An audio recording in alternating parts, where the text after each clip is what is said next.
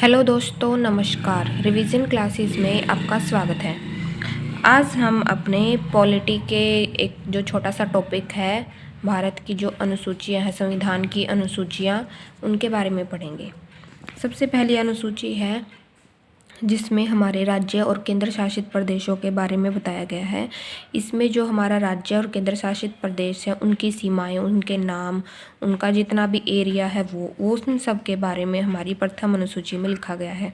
दूसरी अनुसूची में हमारे जितने भी संवैधानिक पद हैं या जो दूसरे और पद हैं, हमारे जितने भी उम्मीदवार हैं, उन सब के बारे में लिखा गया है। मतलब उन सब के जितने भी वेतन होते हैं या उन्हें जो विशेष अधिकार मिलते हैं, उनके बारे में लिखा गया है।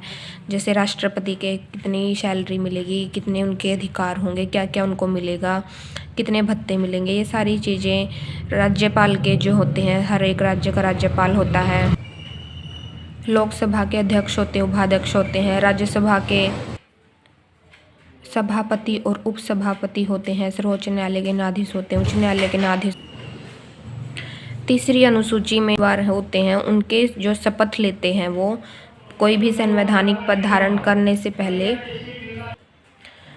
पद ग्रहण करने से पहले उनको एक शपथ लेनी होती है। उन शपथों के बारे में लिखा गया है कि कौन सा जो सदस्य है, उम्मीदवार है, वो कौन सी शपथ लेगा, कैसी शपथ। चौथी अनुसूची में जो राज्य और केंद्र शासित प्रदेश है, उनका राज्यसभा में सीटों के बंटवारे के बारे में बताया गया है कि किस राज्य में राज्यसभा में कितनी सीट होंगी।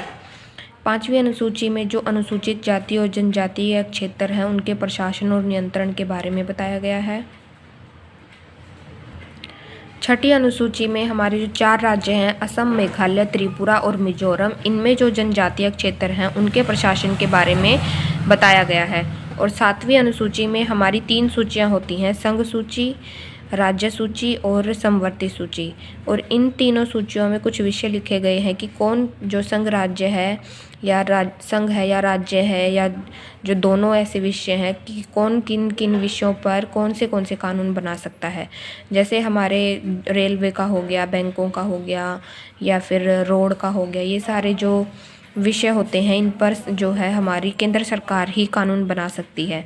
कुछ ऐसे विषय होते हैं जैसे राज्य सूची के, जैसे सफाई से रिलेटेड या स्वास्थ्य से रिलेटेड, इनसे रिलेटेड जो कानून बनाने का अधिकार है वो राज्यों को मिलता है। और तीसरा होता है समवर्ती सूची, ऐसे विषय जिन पर राज्य सरकार भी कानून बना सकती है और केंद्र सरकार भी कानून बना सकती है, उनको समवर्ती सूची में रखा गया है।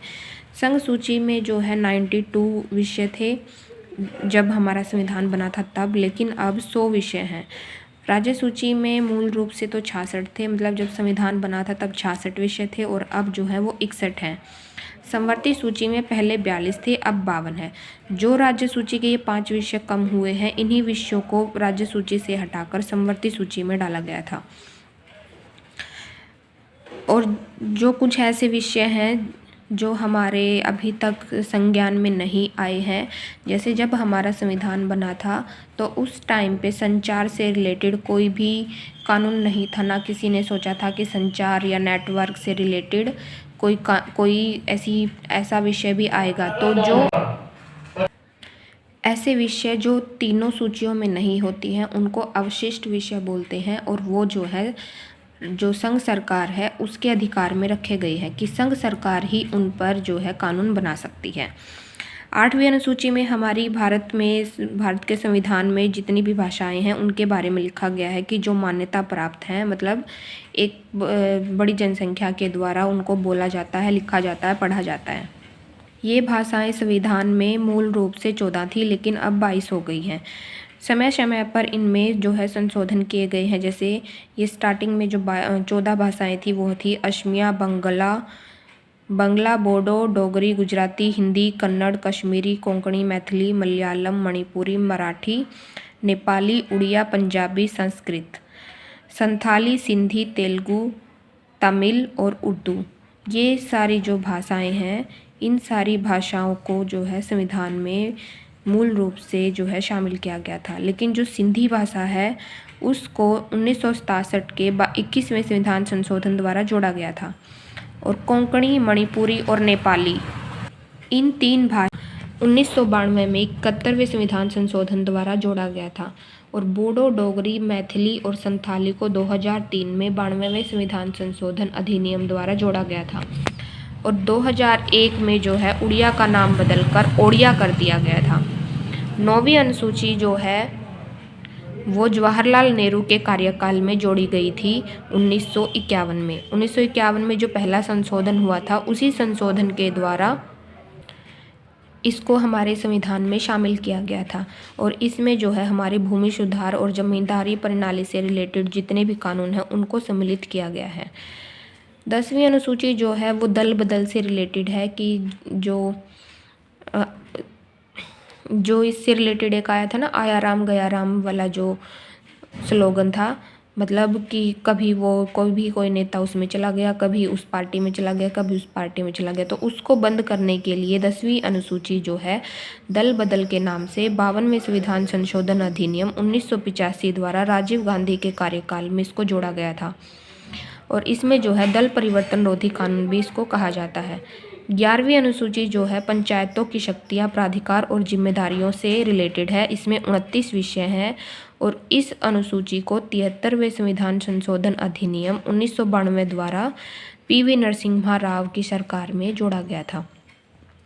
12वीं अनुसूची जो है नगर पालिका की शक्तियाँ, प्राधिकार और जिम्मेदारियों से रिलेटेड है। इसमें पंचायत से रिलेटेड है, ये नगर पालिकाओं से, मतलब ये गांव से और ये शहरों से, और इसमें 29 विषय हैं, इसमें 18 विषय हैं और इसको भी 74वें संविधान संशोधन अधिनियम 1992 में PV नरसिम्हा राव की जो कार्यकाल में जोड़ा गया था।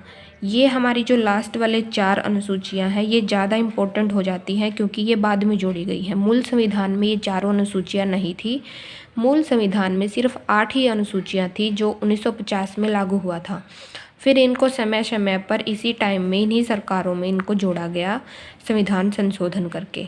तो ये आप थोड़ा सा ध्यान रखना, ये बहुत इम्पोर्टेंट है, बहुत बार पेपर में पूछा जाता है। एक जो हमारी चौथी अनुसूची है उसके बारे में भी बहुत बार पूछा जाता है पेपर में, तो आप इसको भी ध्यान रखना कि ये राज्यसभा की सीटों के बंटवारे से संबंधित है।